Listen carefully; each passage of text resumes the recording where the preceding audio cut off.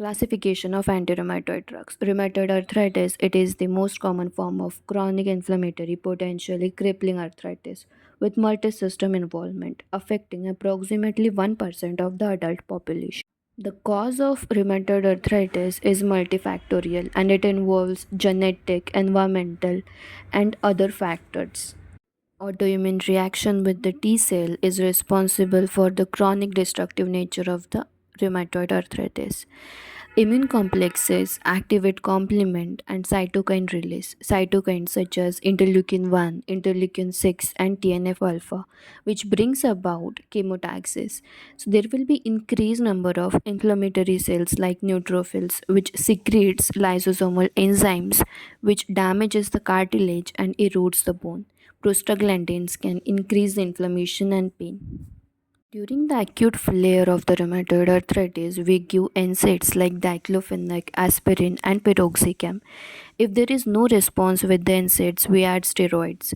Steroids are given if there are less than two joints are involved, then we give intra-articular triamcinolone. If there are more than two joints, we give oral prednisolone.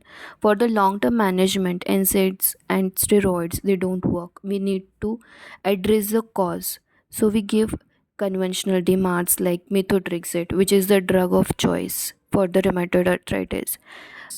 For the long-term management, we give conventional DMARDs like methotrexate, cyclosporin, sulfasalazine, chloroquine, hydroxychloroquine, and leflunomide.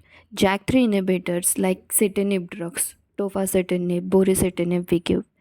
Then there are biologics like interleukin 1 inhibitor, anakinra, interleukin 6 inhibitor like tocilizumab, T cell inhibitor like abatacept, then TNF alpha blocker like infliximab, etanercept, adalimumab, CD20 inhibitor like rituximab.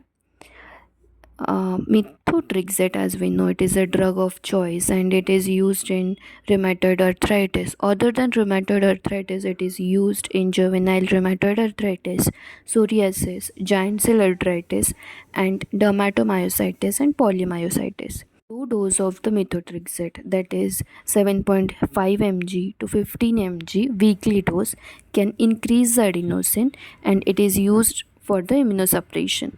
We use this low dose methotrexate in rheumatoid arthritis.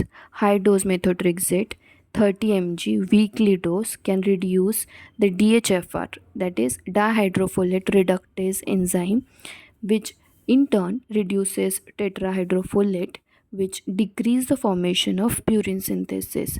So this high dose methotrexate is used as an anti-cancer drug in choriocarcinoma. Chloroquine, it is also used in malaria. So chloroquine is the drug of choice for rheumatoid arthritis in pregnancy, but it can lead to side effects like prolongation of QT interval, and it affect the retina and corneal opacity can cause by it. Hydroxychloroquine, if after 3 to 6 months there is no response to the methotrexate, we add hydroxychloroquine and sulfasalazine. This hydroxychloroquine, it can cause bullseye maculopathy or retinopathy. Hydroxychloroquine and chloroquine, they act by mechanism in that they can stabilize the lysosomes and they inhibit the lymphocyte proliferation.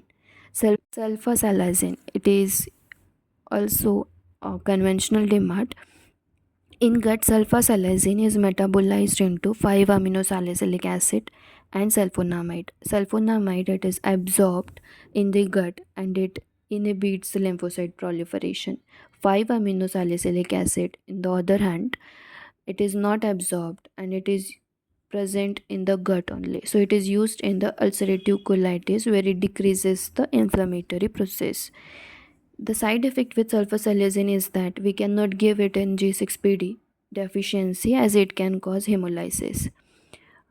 JAK3 inhibitors like tofacitinib, it is used in psoriatic arthritis, ulcerative colitis, juvenile rheumatoid arthritis, ankylosing spondylitis, and rheumatoid arthritis. JAK3 inhibitors, it is a potent immunosuppressant and should not be given if there is any active infection. It can lead to immunosuppressant. It is an immunosuppressant and it can lead to infections, hypertension, and hepatotoxic.